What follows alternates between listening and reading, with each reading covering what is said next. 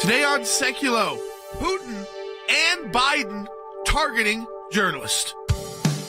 Keeping you informed and engaged, now more than ever.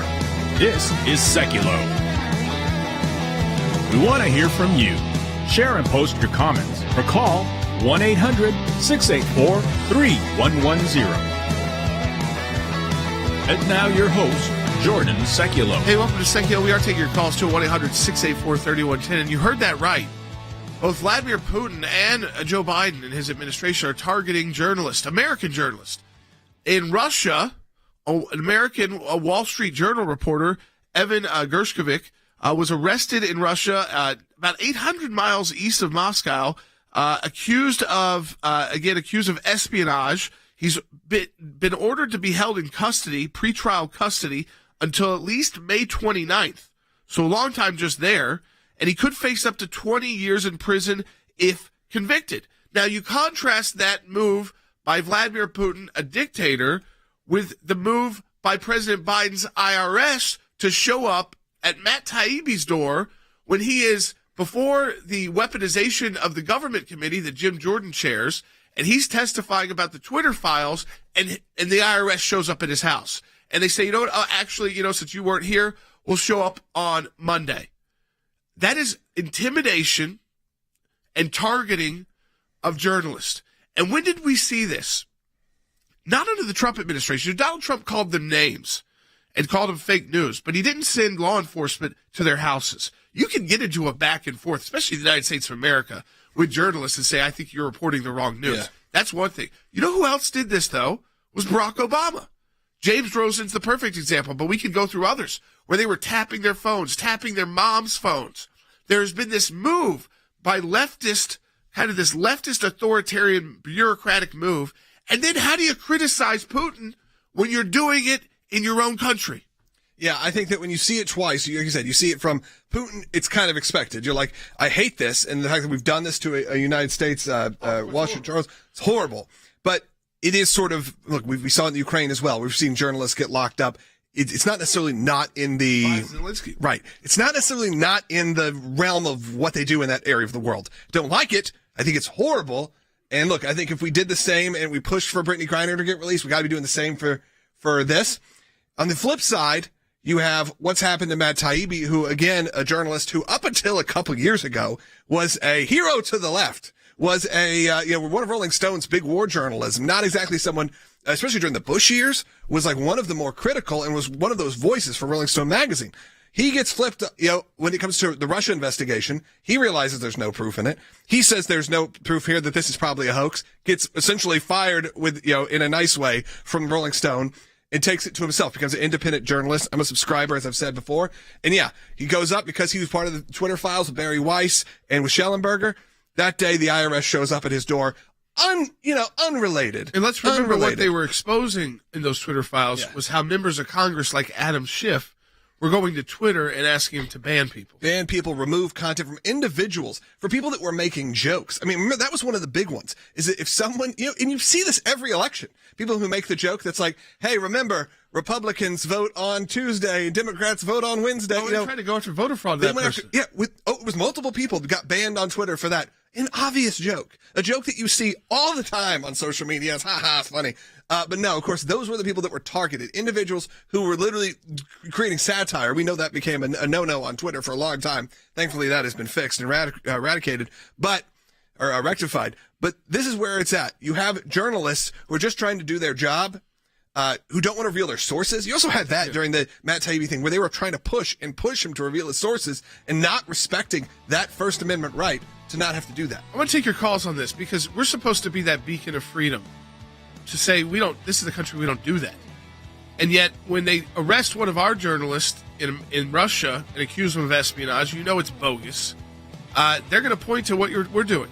They're going to say, well, you send your federal agents to the doors of journalists too. Yeah, what's the difference? So what's the difference? We have a problem with an American journalist. You have a problem with your own journalists who are Americans too.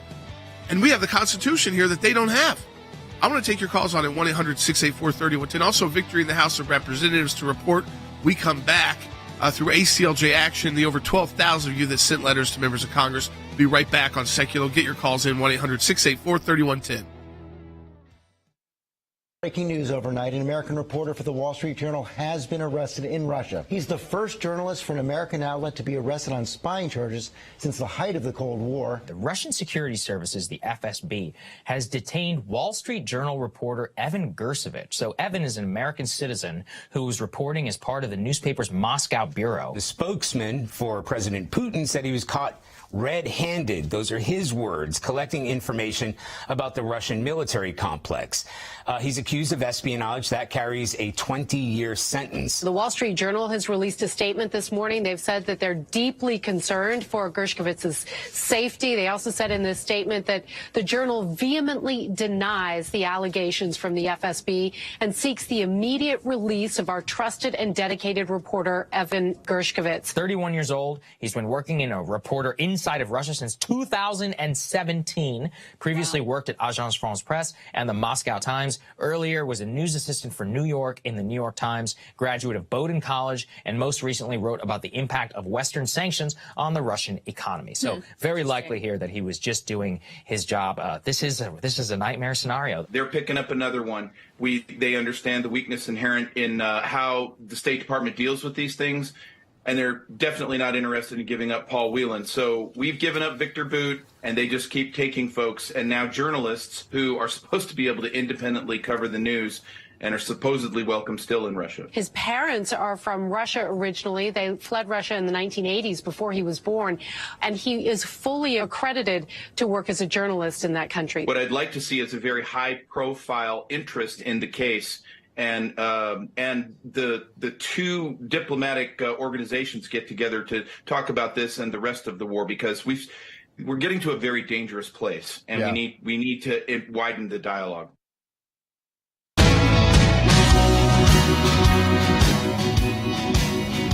All right, welcome back to Sekulow as we get into this attack on journalists that we're seeing, not just in Russia, where this horrendous arrest and of this Wall Street Journal reporter who's been there since 2019, has been reporting on Russia, and again, this Wall Street Journal putting out the news, was 800 miles from Moscow, gets picked up at a restaurant and charged with espionage. He'll now be held in pretrial detention at least until May 29th. He's facing charges that have a prison sentence up to 20 years. But here's what makes it more difficult to call for his release, which of course we're going to do and fight for at the ACLJ, and you would hope that the Biden administration does too. They're targeting journalists here. They did it under the Obama administration, and they're doing it again under the Biden administration. And this time it's Matt Taibbi, who is in no way some conservative journalist. He's a journalist that likes to expose the truth about, I'd say, the powerful. Yeah, he's become a more of a free speech activist over the last few years, as he saw sort of it get tighter and tighter on them, as someone who was a very mainstream journalist, a guy who worked all around the world and spent time there. But yeah, certainly more of his views, he's probably considered like a Bill Maher Democrat at this point, someone who is probably socially pretty liberal, but sees this sort of chaos that's surrounding journalism, and is certainly one to speak out against it. I'd probably put Elon Musk in that category as well. Yeah. You're not talking about someone he was an Obama voter, was never the person who was the savior of the right by any means, but as someone who is very passionate about First Amendment protection and rules, and to make sure that, as long as it's not inciting hate and violence, that we should be able to have this discussion. This is Matt Taibbi doing reporting on congressmen and women asking for Americans to be censored on Twitter, and then the IRS shows up at his door. And John Kirby got asked about this yesterday. Why is the IRS showing up at the door of people who are testifying before Congress about members of Congress doing something which is, even if it's not illegal, what they did, it is certainly worth the public knowing that they take these actions, to know this about Adam Schiff and those other members of Congress, that they and their staffs went to the lengths of going after individual Americans with very small profiles and say, you need to remove this person, take this person down, take this tweet down, take this message down, ban them outright, please. And of course, these companies get this. They're regulated by the government, and they don't know what to do. Are they supposed to take the people down? Are they not supposed to? What's going to happen if you don't do what Adam Schiff says? Is he going to come after you? Yeah, it's your boss. Yeah, I mean, it's very bizarre. Feels like your boss. Yeah, I mean, it puts you in a difficult situation. So here's how John Kirby, I mean, we were the guys who fought back against the IRS Tea Party targeting, and we got Lois Lerner out of the government, and we got, those groups also received financial victories in court as well. But as we see, it's cyclical in the United States of America. When they come back into power, that's their favorite government agency to use to target Americans, because they know everyone gets afraid when the IRS shows up at your door and unannounced. So they get asked directly about it at the White House. Bite two. On press freedom, the journalist Matt Taibbi this week said that the IRS visited his home on the same day as he testified to a House Select Subcommittee on the alleged weaponization of government. Taibbi worked on the Twitter Files project that revealed government cooperation with Twitter to censor disfavored speech. President Biden said just now at the pro-democracy gathering that we should have, quote, be better protecting activists and journalists from cyber threats, harassment, and abuse. There, of course, have been domestic issues with the U.S. treatment of journalists, as a colleague in our sixth row could attest. But I was wondering if you could respond to this Taibbi visit by the IRS and say whether this is part of a campaign to harass or intimidate him related to his journalism. I'm afraid I'm going to have to refer you to the IRS. Good answer. Good answer. Referred you to the IRS. Again, that's exactly what Obama played to. He gaslighted America. He said it wasn't happening. They get up and they say, there's nothing to see here. Then we go to court. Oh, there's a lot to see here. There was a totally coordinated effort to shut down a grassroots political movement in America with the constitutional right to organize grassroots politically, because it was a grassroots threat to the Obama administration because of what happened in the midterms there, where they lost both the House and the Senate because of the Tea Party engaging new voters. Then we saw MAGA engaging new voters. They want to shut down MAGA. Then they see social media as their place to organize, not our place. So what do they have to do, Logan, on social media is kick us out. Yeah. Because, it's even why they're very nervous about banning TikTok, is because they think, well, that could affect our ability to win. And by the way, it absolutely would, because that's one of the biggest places, because conservatives don't really market on TikTok for obvious reasons, though it exists. And a lot of people who do these kind of broadcasts are on TikTok. They know if they get banned, that was a huge, huge way that they didn't have the red wave that was expected, I think, was they were marketing directly to a younger group of people who are on TikTok, and they know if it goes away, that could be bad for them. That's why they were so upset with Elon Musk coming in. Why? Because Twitter was a liberal cesspool.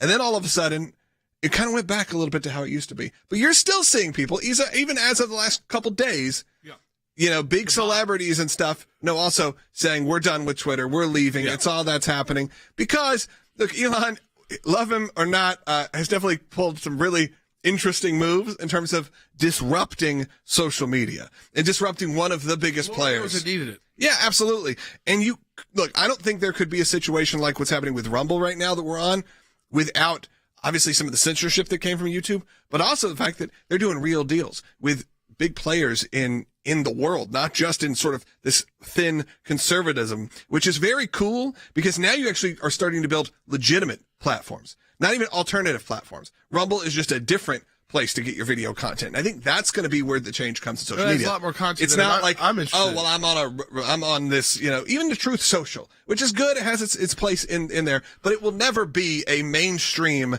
way of communicating that does reach both sides. It's run by Donald Trump. Like, there's no way around it. Where you have a Rumble, which could put on Russell Brand, good to get could put on Steven Crowder, and they're both going to come out from a very different point of view. Sure, it may lean one way or the other, but they're also going to put on, here's a kid playing Fortnite for 3 hours, and it's going to have 1 million views. Yeah, it's still doing that. Platform. It's not, again, not an alternative source. It's just another option. That's what we got to work on. And another legitimate option. And I think that Joy on Rumble said, it looks like the ACLJ will have to take the IRS back to court. Why do you think they want to hire 87,000 new agents for $80 billion? It's exactly this. To come after middle America. They are not hiring, and again, there's been some Congress and the House has put a stop to some of that. It is definitely slowed down because of the appropriations that are necessary. So the Republicans are doing everything they can to prevent that money from going out the door to hire those IRS agents, because they're not targeting the rich. They're not targeting the top 1%. They're targeting people who make their wages based off tips. They're making the Uber drivers, the Lyft drivers, the delivery people, the $500 people on PayPal, people who make under $100,000 a year is who they want to target. And again, because they need more revenue to fund their government programs, which again are not benefiting those folks. But who do they benefit those government programs? They bail out the rich when SVB fails and issues like that, where we're all going to pay more bank fees because of the bailouts of people who had $300 million in a bank that failed. Right, absolutely. And it all turns back onto us because then it costs more to do banking. And then we have to figure out what we're going to do legally. I know she said, it looks like the IRS is going to have to go back to court with the ACLJ. And said they hire 80,000 new agents. Well, then we need your support to help combat that. Because this is it's always a changing fight. It's the same fight in one sense, but they're going to be more. Listen, we caught them the one time, so it's going to be more difficult. It's going to be tougher because they figured out, okay, don't do what we did last time because ACLJ was able to expose that real quickly and beat us in court, and people lost their jobs and people lost their careers at the IRS, and then they had to pay fines as well, court ordered fines. But so they don't want to do that again. So they're going to get more sophisticated in the way they come after us. But at the end of the day, if we fight back, we win. The difference between the arrest of the journalist in Russia and the intimidation of Matt Taibbi by the Biden administration and the IRS is that in America, if he fights back, he will win in court. Right. In Russia, you will not. The difference is we still have another place to rely on. We don't just have to hope for a prisoner swap in the United States. We know that if we fight back, and we have to fight back, because the moment you stop fighting back, you will start losing, because you've got to continue to show them we are not going to accept this to any journalist. I don't care if I agree with all of their positions or not. It is unacceptable because it violates our basic First Amendment rights. And remember, we've seen an attack by these liberals saying the problem with America is that we have a First Amendment that allows free speech. The problem with America is that we have a First Amendment that allows a free press. Yeah. That this is a problem because the government then can't do whatever it wants and censor whatever it wants. But, we have more sound on this, too. Janet Yellen was asked about it. We'll play it when we come back from the break. I mean, this is, again, it's IRS Part 2 happening right in front of you, and you can make that contrast to, well, we're going to be highly critical of Putin for what he did to an American journalist, rightfully so.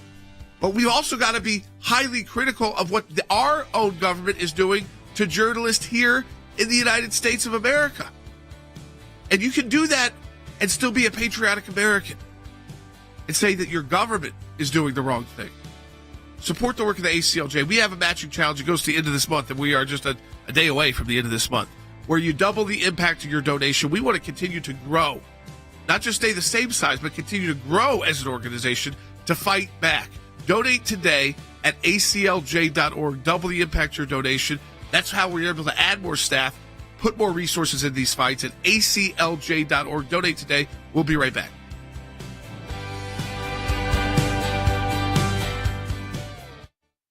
When we see something, when we hear something, when we're concerned about an issue, we don't just talk about it. We do something about it. And that goes to our Government Accountability Project. If we allow leaders in Washington, D.C. to make decisions behind closed doors, unaccountable to the people, then we are going to get skewed and corrupt decisions. There are lots of other places that do lots of important work for America, but the ACLJ has taken up a lane which is irreplaceable. The Freedom of Information Act, that's a statute that allows us to get information from the government. Starts with a letter from our offices in Washington to these agencies.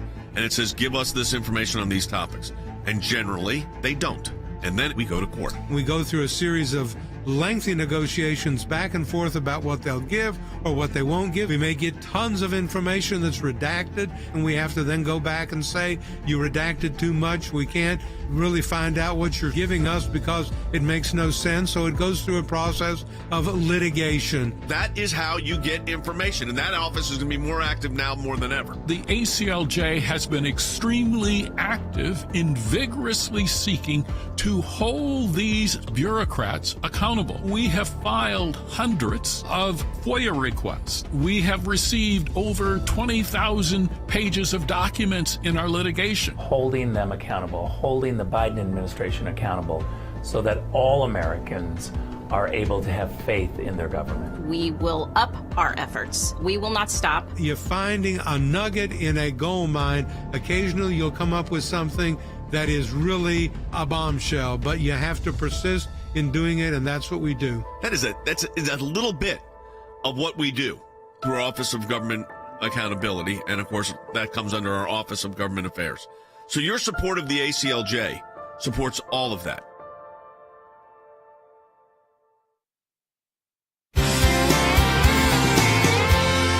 Your calls at 1-800-684-3110. A victory to announce. And I want to thank those of you who signed on here and utilized that ACLJ action tool to stop the war on American energy. H.R. 1 passed the House of Representatives just before we went on the air today. 12,774 of you took action there in 24 hours to lower American energy costs, get us back to a country that actually exports energy rather than having to import it, which will bring costs down here, but also gives us a lot more power when we're dealing with the rest of the world. Now, you'll say, but the Senate's going to be tough. It absolutely will be. But let's push to get Mitch McConnell to fight as hard as they can to put this on the floor of the Senate, because we're in an election season. And let's get those Democrats to vote. Do they really want us to keep paying higher gas prices and having to import fossil fuel from countries that are our enemies and countries that are far less good about how they environmentally obtain these energy sources? We're the best at it. Some of these countries are the worst offenders, and yet we're importing from there, and our prices are still remaining very, very high. So, again, thank you. There's another ACLJ action, though, that we want to report here. Yep. I think this was really interesting. You were kind of walking me through it this morning, and Will, our executive producer, is walking me through. I was like, wait, what is this? So the Office of Personnel Management, which falls under the White House, but this is the office that kind of oversees federal government hiring, has rules, of course, for who is suitable to apply to become a federal employee. Just fair enough? Yeah. Right. So it used to be number 7 on that, with specific factors they would look at, was were you knowingly or willfully engaging in acts or activity designed to overthrow the U.S. government by force? Okay, no one really had an issue with that. If you were by force trying to overthrow the U.S. government, you might not be someone who is eligible for to be a federal employee, and they could exclude you that way. Mm-hmm. Now they want to add 4 more provisions. Here's the first one. See if you notice the difference. It's supposed to mimic the one I just read. Remember the word by force in that one. Knowing engagement in an act or activity with the purpose of overthrowing federal, state, local, or tribal government. Notice what language isn't there. Yeah, period. That's it. By force. That doesn't include by force. Well, when we campaign against Joe Biden, are we engaging in activity to overthrow the federal government? In some ways, you could at least broadly interpret. Make the argument that you are. Absolutely. I think that's the main thing, is if the fact that you could have that discussion and interpret it that way says that this discussion is going to come up. If you're running a campaign against your local, which is known as here, school board, yeah, are you trying to overthrow the local school board? Yes, because you're trying to put in new people. Yeah. Well, yeah, it sounds like a dictatorship. It sounds like someone who can forcibly keep themselves in office. And look, you may say, oh, this is a bit broad. Well, they removed the violent language from this. Oh, yeah. We understand that would have been fine. The By original force ends up not leaving this vague gray area. Right. This put a vagueness in it that can be interpreted way too many ways by the wrong people. But it goes on. How about this? Attempt to indoctrinate another person to incite action in furtherance of just an illegal act. They don't even define what illegal acts are. Just illegal acts. Yeah. And again, that changes all the time because we have laws going in and out of Congress all the time. So again, too vague. Active membership or leadership in a group with knowledge of its unlawful aim. But remember, if you go to number 7 and you're part of a political movement trying to beat a incumbent candidate, are you then guilty of number 10? Membership in a group that is knowingly violating the aim.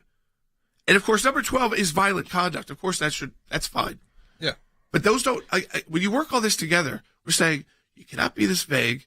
And I think we just quickly showed you how this could be interpreted to shut you out of government by being opposed to specific incumbent politicians. Yeah. And what I like is that this seems to happen when these situations, it's almost as if they put these new changes effect, thinking they're never going to lose, that it can never be used against them as well. It's not like there are people who will not then misinterpret this or interpret this differently. On the other side, you start doing it. It's like impeachment. Once you open the door to impeachment being a bit commercialized, if you will, when it becomes a little less impactful, all of a sudden that door can never be closed again. Because now all of a sudden impeachment is a political statement. If this happens one way, you're sure it's going to happen the next time, and you're going to flip it on them. So they don't think that far ahead, and we are saying it's ridiculous, and that's why the ACLJ action has a way you can get involved. That's right. And, Will, our producer, pointed out, could a parent advocate for a different school board and work for the post office? I could argue under this position for the Biden administration. If I was in their shoes, and say, no, they can't. Yeah. Because they're attempting to overthrow a government agency. Local. And they say local in here. Yeah, local's in there. State is in here. So it's not just federal. It's local and state. I mean, they're going down to the municipality level, the school board level. And they may come back and say, well, that's how we intended. We mean violent overthrow of the actual government itself. Then put that in there. Put that in writing. Because that's what was in there before. Why did you take that out? Why did you need to make this change? It was so clear before. That one sentence. Mm-hmm. Exactly. There's a reason that those words were removed. It's so you can't exclude people who protest. Yeah, and Will brought up also you could use this against pro-life activists in states where abortion is still legal or is legal. So saying, because one of them is an act of force, violence, intimidation, or coercion. Yeah, coercion. With the purpose of denying another individual free access or free exercise of rights under the U.S. Constitution or any state constitution. So if you're in a state that does allow abortion, and many are doing this under their state constitutions, and you are advising someone not to get an abortion. Yeah, you're counseling them. And say, hey, there's other options available. You don't have to do this horrible thing. You're taking of a life, and we'll provide an ultrasound so you can see this life. You're now not eligible to be a federal government employee? Yeah, because you're coercing. I mean, there's already hardly any conservatives in the federal government left. True. Where they are, though, we have to think about federal government a little bit more broadly. Yeah. Your post office. Yeah. You're a lot of your Social Security Administration and your there's state. people. We think Washington D.C. bureaucrats. You think of the top. That's very liberal. Yeah, you think of the top people. There's a lot of people, who are working people who work in courts. Yeah, federal courts, working security. There's a lot of people doing that. Clerks in the courts. Right, exactly. So it's not just that. Court reporters. It's hundreds of thousands of conservatives, probably, if we're really being honest. Sure. When we talk about how the bureaucrats are 99%. Democrat, we're talking about Washington, D.C. typically. That's where that survey is done. It is not done out in the post office, your local post office, or your local federal court and district court or circuit. You might have a circuit court in your city. So again, this idea that they feel like they've got to target us this way because they want us out of the government. They want to turn the bureaucracy of Washington, D.C. into the bureaucracy of your state, right, which is 100% in line with only a leftist position. So they want to exclude you from even applying for a job because you might be pro-life, because you might be opposed to the incumbent president or an incumbent governor or an incumbent school board member, or you might show up in a protest. And they tried to pull this without anyone paying attention. We're not letting that happen. So you go to acljaction.org now. You are able to submit opposition to this rule change. So the ACLJ will submit its own on behalf of all of its members. That is on Monday. But you can do your own. So you go to acljaction.org. We want you to take action right now. Because this is, again, a very dangerous language change they hope you aren't paying attention to. And you should not be excluded from applying for a federal government job because you're not supporting Joe Biden for re-election. Or you want to remove a school board member through the electoral process. Yeah, or you're telling someone maybe there's a life means something, and that you don't want that you'd be considered coercing now about life. So there's so much. The conservatives need not apply rule at acljaction.org. Here's what I want to say to our ACLJ members, or for those of you that enjoy watching this broadcast. Whether it is going after the deep state, whether it is litigation that we're engaged in, whether it is defending the persecuted church and getting individuals out of prison because of their faith in other countries, whether it's training lawyers to fight for religious liberty, not just here in the United States, but around the globe, whether it is producing a daily, 5 days a week, 1-hour live television and radio broadcast heard on thousands of radio stations, on TV platforms, on social media platforms. Your support of the ACLJ enables us to do all of this. We want to encourage you to support the work of the ACLJ. And when you do that, you're supporting our production teams, our videos, whether it's that kind of production and other things that we are working on. The ACLJ is front and center on this. We're in a matching challenge campaign. Any amount you donate, we get a matching gift for. Go to ACLJ.org. Keeping you informed and engaged, now more than ever. This is Sekulow. And now your host, Jordan Sekulow. Well, we've had tragedies this week in our home state of Tennessee, and there's been another tragedy, and I just want to acknowledge it on the air because the brave men and women who serve our country deserve that acknowledgement. And it also shows you just even when they are not overseas in a conflict zone, their training is very dangerous. 2 Black Hawk helicopters out of Fort Campbell and the 101st Airborne, which is the Army's only airborne division. The 2 Black Hawk helicopters, one carrying 5 servicemen and women, other 4, collided in a night training exercise. All 9 service members have been killed. Fort Campbell is both in Kentucky and Tennessee. So it affects those of us in Tennessee and Kentucky, right on the border. And those 9 service members killed in this training accident. Now, they will do reports on why did this happen and how did this occur. But it's a reminder that those brave men and women who serve our country, Logan, even when they're training, their life is at risk. Yeah, absolutely. And we'll have on actually later on today on the Secular Brothers podcast. We'll have Tulsi Gabbard on live in studio. She's here in Nashville, so we're going to have a discussion with her. And I'm sure this is something that we could address as well. She's an active service member, and we could just talk a little bit about that in that situation. So I'm sure we'll address that later, but obviously our thoughts and prayers to everyone who is in at Fort Campbell and the families of really still, even though it was a tragic accident, these heroes, these fallen heroes. So yes, and to me, it's just I want to remind people that when you volunteer to serve and you were the training alone at that high level of preparedness can become life-threatening in itself.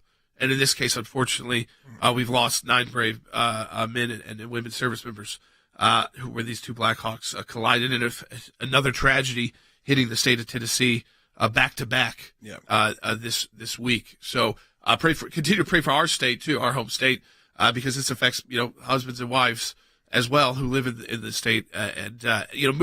Going back, Logan, to what we were just discussing though, because we're kind of talking about this big issue is the idea that we're here. Why do we continue to fight? Why does Tulsi Gabbard, who's been very critical of the military decisions by politicians, still serve in our U.S. military? And I think it goes back to that bigger issue. Why do we fight against this hiring move to try and say conservatives need not apply? Yeah, I mean, I think she certainly, if this rule was to apply to the military, she would certainly be disqualified. Yeah. As someone who has spoke out actively, not actually against, but against some of the policies that we've put in place and some of the warmongering that has happened over the years. And the idea is that you could be highly critical of political leaders in your country and still be highly patriotic. And that you can still see that there's a lot of problems in our country, but that it's a country that's still worth saving and worth fighting to save.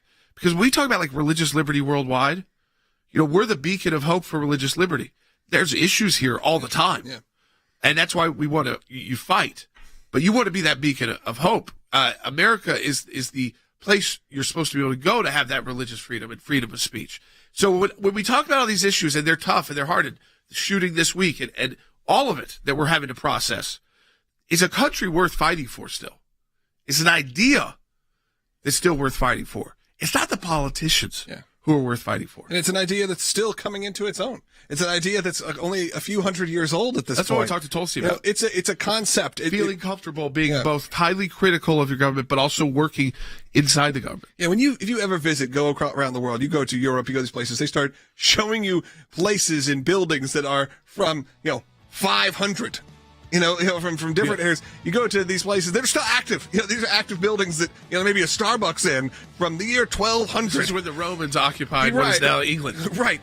This is a little different than our country, which is, not that old, a couple hundred years old at this point, and is still actively pursuing the concept of America. And we are seeing that play out this week in full effect, whether that was the shooting here and the way the religion plays into that, or whether it's a situation where journalists are being captured or are being intimidated.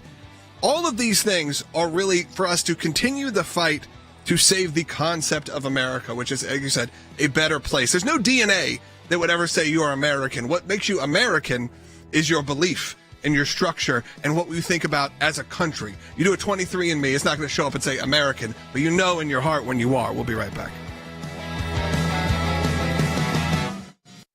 The Freedom of Information Act allows people to petition their government and ask for the background information as to why they came to a certain decision. It's thousands of pages of paper, and in those thousands of pages of paper, you usually find a nugget. We are entitled as citizens of the United States to know about how our government works. Government agencies acting out of control. They want to keep Americans in the dark. That's why it's incredibly important to have the ACLJ constantly pushing to find out what the background information is. Do you remember the Iran deal? There was a video about what took place on that deal, and it was edited. And the edit took out the key part of what was going on. State Department, White House, editing videos to keep it from the American public. We have exposed that in our FOIA litigation, and we do that every day that we bring these cases. We took it to the IRS. No one ever does that. And because of it, it's a very weak government agency that used to be the scary government agency. What the IRS was doing was violating the Constitution and statutory law. Because of the litigation we engaged in, it's a different agency. They can't do what they were doing before. We've got the declassified list of Obama administration officials who started asking to unmask. They've been hiding behind in the shadows. These FOIAs bring them to light. All of this information came because we went to court to get the information. The power of Washington, D.C. only works when the rest of us, the rest of Americans, are kept in the dark. We may find one item of information in thousands of documents of irrelevancies, but we persist and we're on it every day of our lives. The work that the ACLJ does matters. It matters to policymakers. It matters to ordinary citizens all across America. Those of you that support the ACLJ, this is what it's all about at the end of the day. Think we haven't been on this, folks? We've been on it.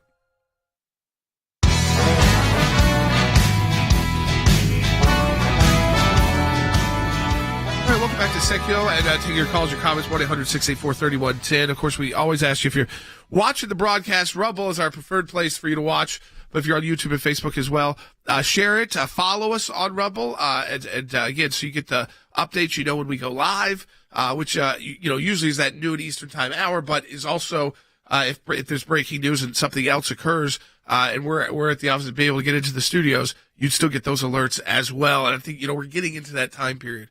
Things are getting kind of wild, to say the least. And we've been seeing that in our own state this week, where we've got both the military accident, taking the lives of 9 service members last night, and the horrible school shooting at Covenant Christian here in Nashville. And so, we're dealing with a lot. It's one of those time periods, too, when you start seeing the administration going into a political season. They get more political, so the IRS starts showing up at journalists' doors and knocking on their doors. But we also want to talk about the economy, because we have been focused on some of these other issues. And there's a new economic report out today on the GDP. We're bringing in Harry Hutchinson, who's our director of policy, who's really an economic expert. We saw, Harry, the GDP grew at 2.6% in the fourth quarter of 2022. That's despite pressure from rising interest rates. What does that actually mean for our listeners? Well, it means that we are facing a muddled economy. And by muddled, I mean, yes, the economy is still growing.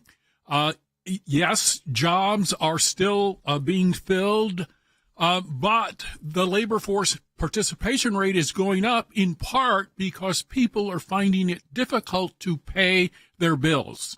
The current inflation rate is around 6%. The economy grew by roughly 2.6% on an annual basis. But the economy also faces headwinds from higher Fed interest rate hikes. It faces headwinds because construction is likely to decline somewhat for the first time in 11 years, for instance. Housing prices have fallen year over year. So there are some issues, but it's not all bad news, is the way I would summarize it. I think that's people are looking for that hope, too. They know they're not going to agree with the Biden administration economic policies, but sometimes those economic policies finally have to face reality. And we were talking about the interest rate hikes. The Fed is considering potentially, and the way they're portraying it is one more. So not these endless, potentially that may be done with these endless interest rate hikes, which I think would be very welcome to a lot of our listeners out there who have maybe tried to not be able to purchase a home, or have had to rethink loans and loans especially that weren't locked in. There were floating rates, who've seen maybe their mortgages double in the past months, that even the Federal Reserve, who thought that was the way out, of whatever economic issue we're in, is rethinking whether or not continuing to raise interest rates is the right move. I think that's precisely accurate. It's important to keep in mind that if the Fed continues to raise interest rates, particularly at a half point or 3/4 of a point a month, guess what will happen? It will crater the economy, and it may induce more bank failures. We've seen the fallout, if you will, from the Silicon Valley Bank and the takeover of Signature Bank. We've seen rumbles at First Republic Bank in San Francisco. Credit Suisse was taken over by UBS. And so there are plenty of problems in the economy if we look out. And so I would encourage the Fed to be very cautious about continuing to raise interest rates. I mean, you brought this up here because I think it's important for people to understand. As we saw that banking crisis start occurring, and then it's kind of, the news has kind of slowed down on that, at least what's being reported in, just mainstream news outlets. It doesn't seem like it's quite as scary as it might have sounded 2 weeks ago, or a week and a half ago. At the same time, though, if interest rates, they have to even think twice about raising it another quarter point. Because you think that alone could put more banks at risk. I think it would. And it's important to keep in mind that there's a major academic study out on the Social Science Research Network, which claims that hundreds of banks are at risk and $300 billion worth of deposits are at risk, and the risk will rise if interest rates go up. Keep in mind, there are a huge number of uninsured depositors who have huge amounts of money in many of these banks, and when they hear a whiff of bad news, their instinct is to go pull that money out, and we live in an era in which we have fractional banking.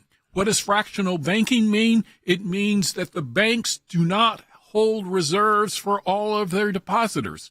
And so what depositors are, if you will, banking on is good management, good regulation, and the fact that the banks will not fail. There's one further complication that I need to mention, and that is woke banking is a problem. What do I mean by woke banking? I mean what Janet Yellen has suggested. She claims that climate change is an existential threat to banking in America. Now, that is a nonsensical claim, but if you look at the Silicon Valley Bank, guess what? They made a huge number of high-risk loans to venture capital firms invested in climate change initiatives. And many of those initiatives are about as successful as Solyndra was under the Obama administration. That company failed. Logan, I think, again, for our listeners, the economic, it's number one issue to everybody. You've got to be able to pay your bills to be able to fund your church, the ACLJ, to be able to write those donations. And you've got to know, kind of be able to predict a little. And people need that kind of ability to say, finally, is this administration admitting, which it looks like they might be, that what their strategy was not working? Yeah, I think hopefully it is. And like you said, hopefully there's some sort of comfort that could come over people in terms of financial security as well, because that's something that is going to be a huge issue. I think it should be a huge issue going into the next election. Usually it's the number one issue. It should be. The economy usually is. I feel like less is are the banks crumbling? Right. Less is the money in my bank safe? That's even a question I don't think most people have even asked themselves, like, I'm talking about like normal, all of us normally, if you're not in the financial thing. Yeah, in the last 2 weeks, we all went, okay, hold on. That's something we need to be discussing as sort of the chaos sort of surrounded some of those banks. Interesting. The White House has put out a statement. I want to contrast it to what we've been talking about today, how the Biden administration has been going after U.S. journalists. From Karine Jean-Pierre on the arrest of the Wall Street Journal, American Wall Street Journal journalist in Russia. So we're deeply concerned by the troubling reports that Evan Gershkovich, an American citizen, has been detained in Russia. Last night, the White House and State Department officials spoke with the Wall Street Journal and his employer. The administration has been in contact with his family, and the State Department has been in direct contact with the Russian government on this matter to try and secure his consular access to him while he is in prison. This is the part that I think is kind of, again, where you can't have this one way or the other. The targeting of American citizens by the Russian government is unacceptable. We condemn the detention of Mr. Gershkovich in the strongest terms. But this is the key. We also condemn the Russian government's continued targeting and repression of journalists and freedom of the press. Logan, they are doing that in our own country. Exactly. The White House is condemning Russia, who might be more extreme in their targeting and repression.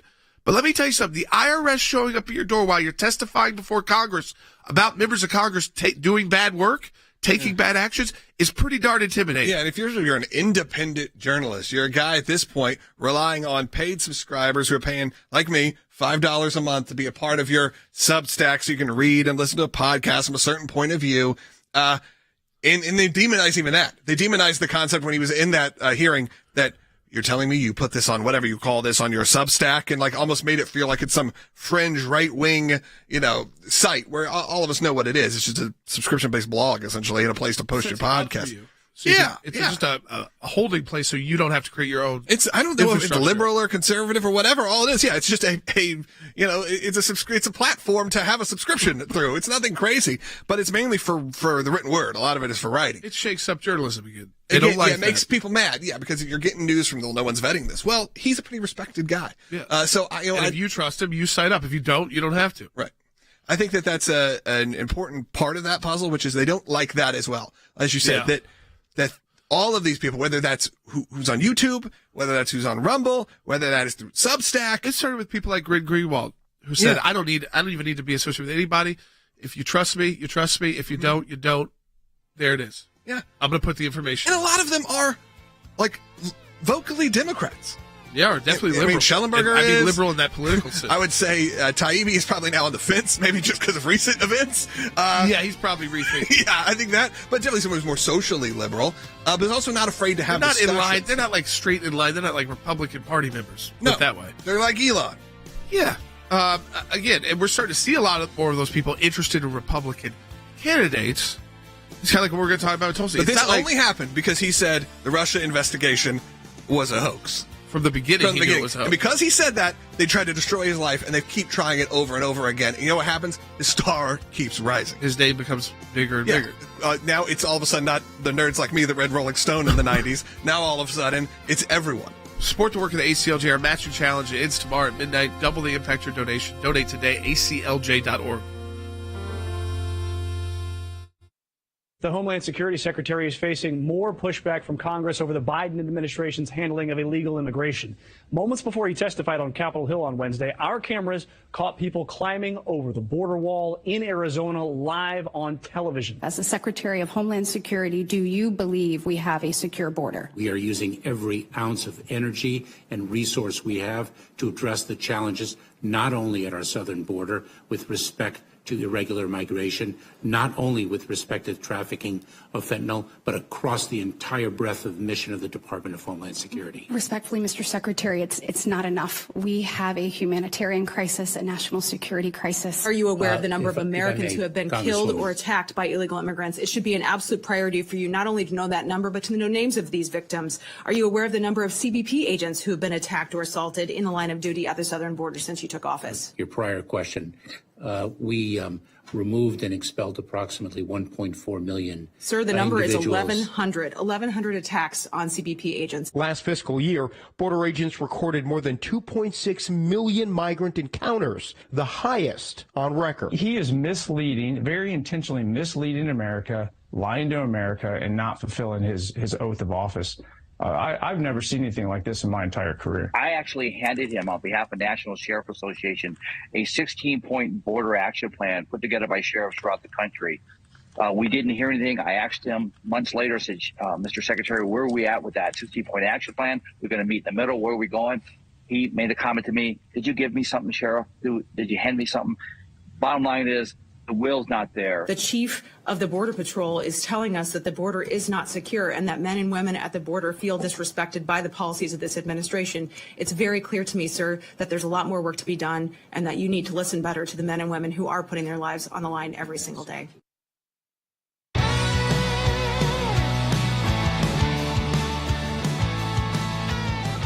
All right, welcome back to Sekulow. We are taking your phone calls as well. 1-800-684-3110. That's 1-800-684-3110. I wanted to play sound. This is from Congressman Jim Jordan on this IRS targeting of Matt Taibbi. Yeah. I mean, so while they're condemning Russia, rightfully so, by the way, I'm not saying that that's, again, they shouldn't be doing that.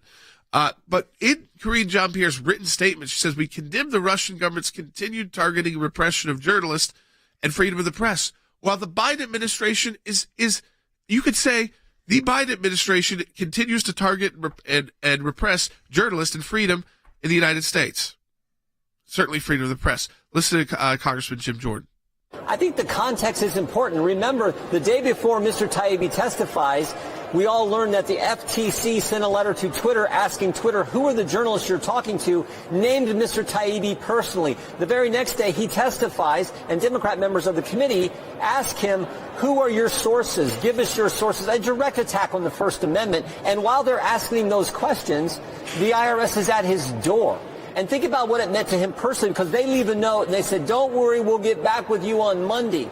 Holy cow. I mean, this is the IRS. We all fear this agency, and they leave a note saying, we'll get back with you on Monday. What that means for a normal person who has to go through that. So this is why we want to know what's going on. And frankly, we want to know, is there a chance this is one of those new 87,000 IRS agents that the $80 billion was supposed to finance and hire? I don't know, but we want to get answers to those questions. And I will say, Congressman Jordan, now chairman of the Judiciary Committee and chairman of that the special committee on the weaponization of the federal government, was in the trenches with us in the target of the IRS by conservative groups.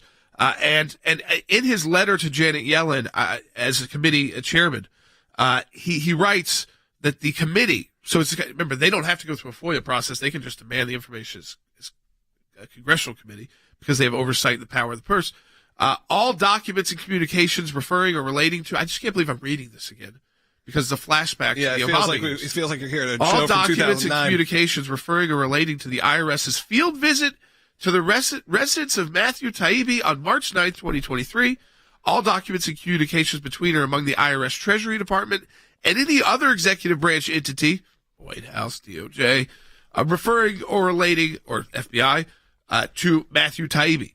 And number 3, all documents and communications sent or received by the revenue officer referring to or relating to Matthew Taibbi. And they've said you only have until April 10th to provide those documents. So we know they'll fight back against this, but ultimately here there's been that change because we're starting to see the fruits of what it meant to get back the House of Representatives, Logan, because we don't have to fight alone at the ACLJ. We have allies on the inside like Jim Jordan. Yeah, absolutely. And that's why we say support the work of the ACLJ during these critical times.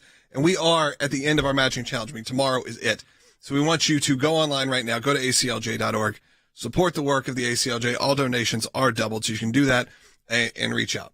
Yep. Again, I will take your calls as well. 1-800-684-3110. Yeah. That's 1-800-684-3110. Well, we go back to the Matt Taibbi situation. I think that to me is a big one because it's not unlike the Russia investigation where what they'll say about him is that he has some ties. I guarantee you they start having that conversation because he lived in Russia. He did live in Russia for many years. He was a reporter for the Moscow Times. As a lot of people did, by the way, in the 90s. Got arrested. He was also a reporter for the Moscow Times. So he was didn't even put that together till right now. A lot of people did that because it was just opening and we all wanted to learn. It was cool. It was cool to go to Russia. He also played professional baseball, I think, in Russia. Like, he had a lot of interesting things that happened in his life. And then before becoming a part of this, and again, what though ended his kind of mainstream career was not saying I support Donald Trump. He was actively, I think, opposed to Donald Trump as president, but he said, he wrote a book called The Insane Clown President about Donald Trump, but specifically said, hey, the Russia interference in the 2016 election didn't happen. See, I use this as a point to prove who we are versus who they are. We are defenders of the ideals of our country. They are defenders of their political views. We defend Matt Taibbi just as much as we would defend the Tea Party. Right. They don't. Yeah. Like I said, I read his work before this. I did not agree with most of it. He was not a political threat to them before. Now he is. Right. So he's now on the enemy list. And that's how they interpret who gets constitutional rights. Are you one of their friends? Well, you get constitutional rights. Are you one of their enemies? We'll start infringing on your constitutional rights. That's the dangerous part of this idea that you're unpatriotic if you criticize the government. That's not unpatriotic. In fact, that's patriotic, because you want to keep the ideals that make America the place that people are willing to wade through the Rio Grande River to get to. You know, as much as we are against the porous border, you still want to be that country that people are willing to risk it all, spend all of the money they can save just to try and get there. Because when you're that country, you're probably also the most powerful country in the world. When all that starts going the other way, though, and when Iran thinks, you know what, we can start shooting at U.S. troops again, you got to question. And the Chinese decisions, the Saudis having to make an agreement with Iran. I don't think the Saudis wanted to have to make an agreement with Iran. They're diametrically opposed on many issues, including core religious issues.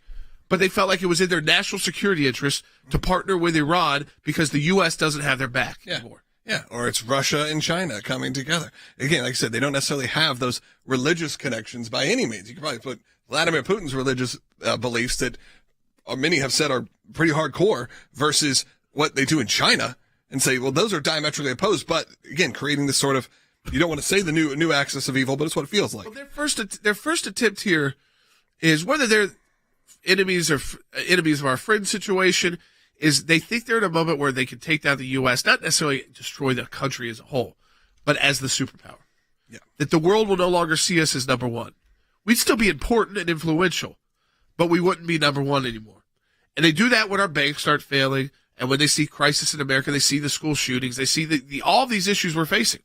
And they say, you know what, and maybe confusion about when we do get involved militarily, when we don't. Do we have troops in Syria? Yeah, we do. We didn't even know about that, and they're getting shot at by Iranians. We got the balloons flying over our head, spying on us, and we don't shoot it down until after it's done its spy mission.